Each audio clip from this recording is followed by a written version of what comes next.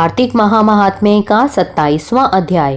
पार्षदों ने कहा, एक दिन की बात है, विष्णुदास ने नित्य कर्म करने के पश्चात भोजन तैयार किया, किंतु कोई छिपकर उसे चुरा ले गया।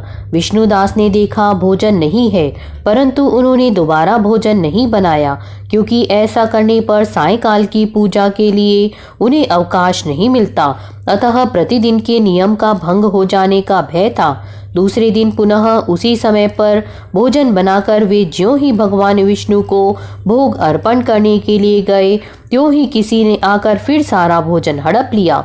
इस प्रकार 7 दिनों तक लगातार कोई उनका भोजन चुरा कर ले जाता रहा। इससे विष्णुदास को बड़ा विस्मय हुआ। वे मन ही मन इस प्रकार विचार करने लगी, अहो, कौन प्रतिदिन आकर मेरी रसोई चुरा ले जाता है? यदि दोबारा रसोई बनाकर भोजन करता हूँ तो सायंकाल की पूजा छूट जाती है। यदि रसोई बनाकर तुरंत ही भोजन कर लेना उचित हो तो मुझसे यह न होगा, क्योंकि भगवान विष्णु को सब कुछ अर्पण किए बिना कोई भी वैष्णव भोजन नहीं करता। आज उपवास करते मुझे 7 दिन हो गए। इस प्रकार मैं व्रत में कब तक स्थिर रह सकता हूँ? अच्छा, आज मैं रसोई की भली भांति रक्षा करूंगा। ऐसा निश्चय करके भोजन बनाने के पश्चात वे वहीं कहीं छिपकर खड़े हो गए। इतने में ही उन्हें एक चंडाल दिखाई दिया, जो रसोई का अन्न हर कर जाने के लिए तैयार खड़ा था। भूख के मारे उसका सारा शरीर दुर्बल हो गया था। मुख पर दीनता छा रही थी। शरीर में हाड़ और चाम के सिवा कुछ शेष नहीं बचा था। उसे देखकर श्रेष्ठ ब्राह्मण विष्णुदास का हृदय करुणा से भर आया। उन्होंने भोजन चुराने वाले चंडाल की ओर देखकर कहा, भैया, जरा ठहरो ठहरो, क्यों रूखा सूखा खाते हो? यह घी तो ले लो। इस प्रकार कहते हुए विप्रवर विष्णुदास को आते देख वह चंडाल भय के मारे बड़े वेग से भागा और कुछ ही दूरी पर मूर्छित होकर गिर पड़ा। चंडाल को भयभीत और मूर्छित देखकर द्विश्रेष्ठ विष्णुदास बड़े वेग से उसके समीप आए और दयावश अपने वस्त्र के छोर से उसको हवा करने लगे। तदंतर जब वह उठकर खड़ा हुआ तब विष्णुदास ने देखा वहां चंडाल नहीं है, बल्कि साक्षात नारायण ही शंख चक्र और गदा धारण किए सामने उपस्थित है। अपने प्रभु को प्रत्यक्ष देखकर विष्णुदास सात्विक भावों के वशीभूत हो गए। वे स्तुति और नमस्कार करने में भी समर्थ न हो सके।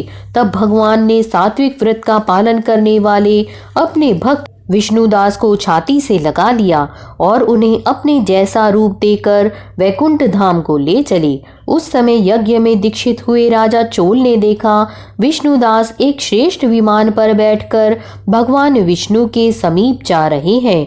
विष्णुदास को वैकुंठ धाम में जाते देख राजा ने शीघ्र ही अपने गुरु महर्षि मुद्गल को बुलाया और इस प्रकार कहना आरंभ किया, जिसके साथ स्पर्धा करके मैंने इस यज्ञ दान आदि कर्म का अनुष्ठान किया है, वह ब्राह्मण आज भगवान विष्णु का रूप धारण करके मुझसे पहले ही वैकुंठ धाम को जा रहा है। मैंने इस वैष्णव धाम में भली भांति दीक्षित होकर अग्नि में हवन किया और दान आदि के द्वारा ब्राह्मणों का मनोरथ पूर्ण किया, तथापि अभी तक भगवान विष्णु मुझ पर प्रसन्न नहीं हुए और इस विष्णुदास को केवल भक्ति के ही कारण श्री हरि ने प्रत्यक्ष दर्शन दिया है।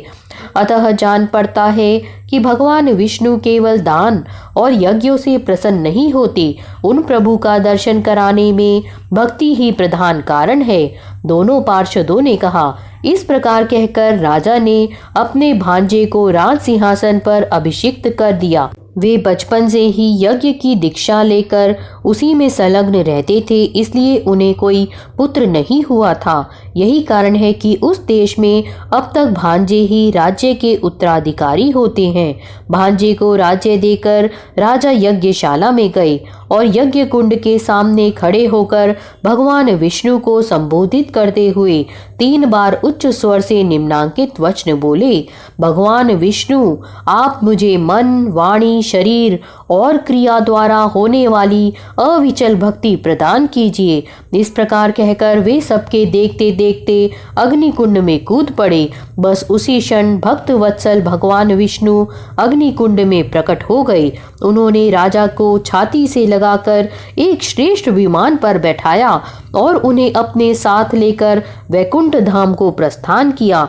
नारद जी बोले, हे राजन, जो विष्णुदास थे वे तो पुण्यशील नाम से प्रसिद्ध भगवान के पार्षद हुए और जो राजा चोल थे उनका नाम सुशील हुआ। इन दोनों को अपने ही समान रूप देकर भगवान लक्ष्मीपति ने अपना द्वारपाल बना लिया। यहाँ पर कार्तिक महात्म्य का 27वां अध्याय पूर्ण होता है।